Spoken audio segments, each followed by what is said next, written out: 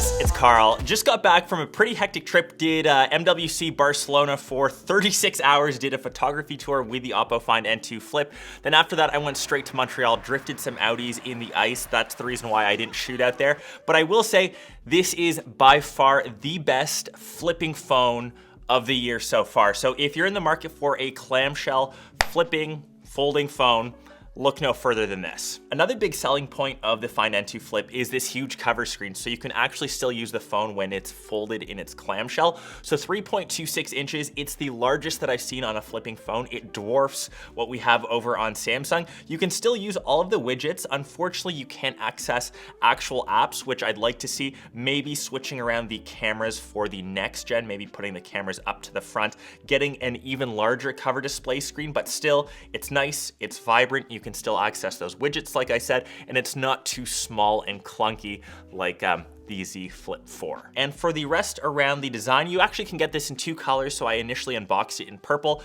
I kind of switched mine over to the black because I do think it's a bit more sleek, but those are your two options.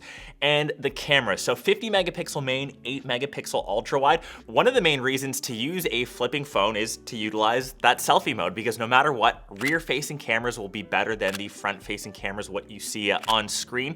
And to utilize that cover display, and when I wave, I can actually access the camera, snap a selfie, and it actually really works quite well. Out in Barcelona, I took a ton of selfies with this, and I can fully say if you are a fan of taking selfies and you use your phone a lot for that purpose, this flipping mechanism actually works better than expected, better than I thought, to be honest. Fun little functionality, you can set the camera up on a ledge, on a stairwell, on a chair, anywhere with a flat surface, and you can position the camera to take a decent shot kind of moving up. And it also has software built in. When you kind of close it, you can still see the preview on the inside that actually switches from the top to the bottom. So definitely an interesting use case. Like I said, I used it more than I initially thought I would. I'll let all these camera sample shots speak their mind. It definitely helped that I was in some pretty beautiful spots like Sagrada Familia, some of the houses designed by Gaudi.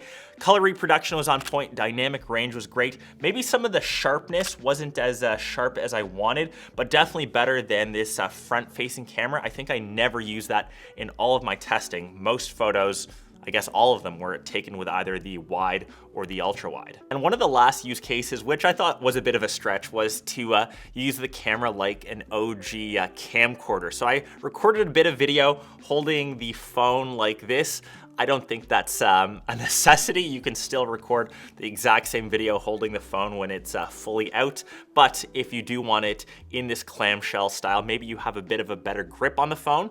I did find putting this over certain angles, using the flip phone, you could actually see in different orientations. So say I was trying to take a photo of this Xbox controller, there was a wall here, so I couldn't actually physically see over. You can push the phone over, you can move the preview to the top pane, and now you can see where the Xbox controller is. Obviously this would be facing towards me, and I can see positioned perfectly. I'm gonna use the help of my screen here and my camera, and now I can get the perfect top-down shot of something that I typically wouldn't have been able to see otherwise. So definitely specific use cases, but super handy. And yeah, for a camera system, I love the fact that this is still using the main cameras. They didn't skimp out and stick a shitty sensor in there. They still used a 50 megapixel main, which I like, and that's probably the one I would recommend to take most, if not all, of the photos with. So to the rest of the phone and performance, I know that we've been talking around the cover screen a lot, but 6.8 inches for the main display. It's an LTPO AMOLED panel, 120 Hz refresh rate, 1200 nits brightness, 1600s peak nit brightness. It is rocking the MediaTek Dimensity 9000 Plus chipset, so pretty much everything that I threw at the phone, I was multitasking.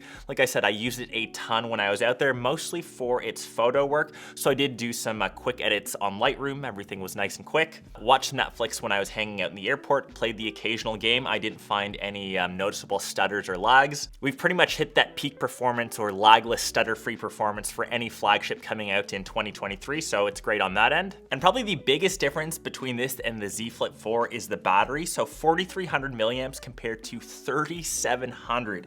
Huge difference in screen on time. So this lasted me the entire day, even though I was on it. I was near the end, around 5-10%. So I did have to juice it up to last the rest of the night, but for typical day-to-day users, if you're averaging, 5 to 6 hours of a screen on time, you can expect a full day's use. It comes with a 44-watt SuperVOOC charging, and it still nicely comes with all of that stuff inside of the box, which is great. Once again, something that I can't say for the Z Flip 4. So all in all, a solid package. Like I said, the best flipping phone that you can get. What I love, this is fully available globally now. I know the previous OPPO phones have only been available in China. This is a global launch. So no matter where you are in the world, you can pick up this phone. And I do think I have a bit of a soft spot for flipping phones. I grew up on the Motorola Razr. I would always flick out my phone, answer a phone call, and kind of snap it shut. Just be sure that the phone doesn't go flying when you flick it open. And the hinge mechanism, even though I am a bit rough with it, I have been flicking it open